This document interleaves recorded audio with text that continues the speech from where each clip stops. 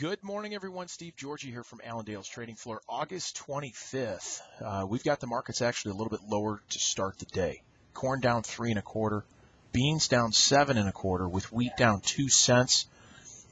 This is the last week of our Allendale 25th annual yield survey. We need your help out there.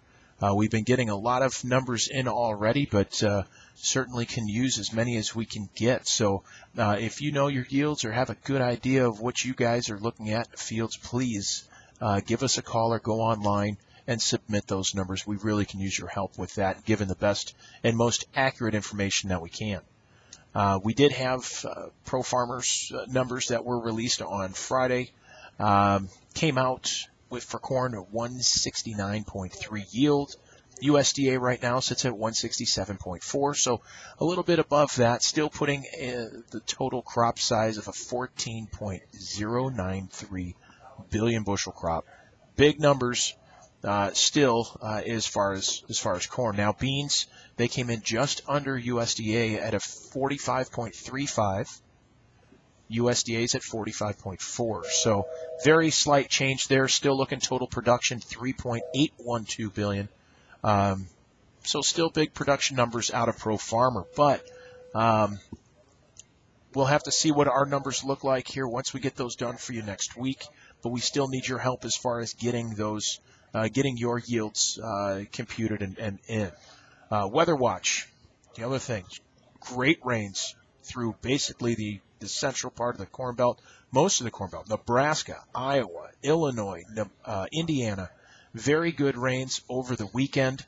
If you look at the 15-day forecast right now, all the way out, you still have rain throughout that 15-day forecast as well. And temperatures are to remain generally at or maybe slightly above average.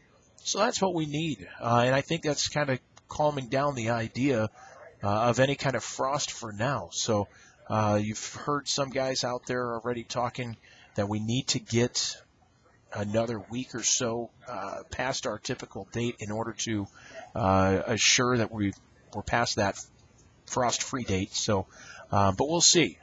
Right now, temperatures look great. There's no risks out there. Getting rain makes grain, and the markets are certainly reacting to that. So that's probably what's going to continue here early part of this week. Now, looking at cattle.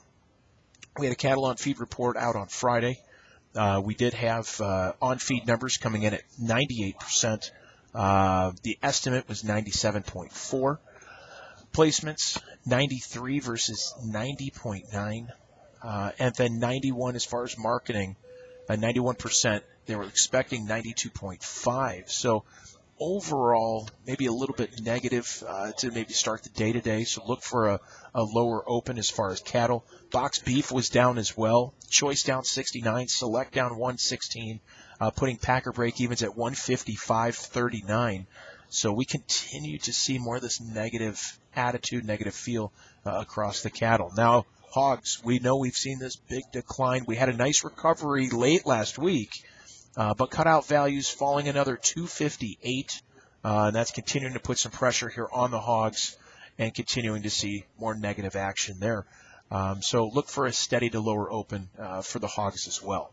Some of the outside markets, stock market right now, 56 higher. You got gold only down $1 right now. Silver's actually trying to climb up a little bit, up 4 cents, and the dollar working higher again, up 19. So very strong market for the dollar. That's probably helping put some pressure on commodities in general, but the dollar is up 19 here at this point. So give us a call if you guys have any questions or have your numbers for our annual yield survey.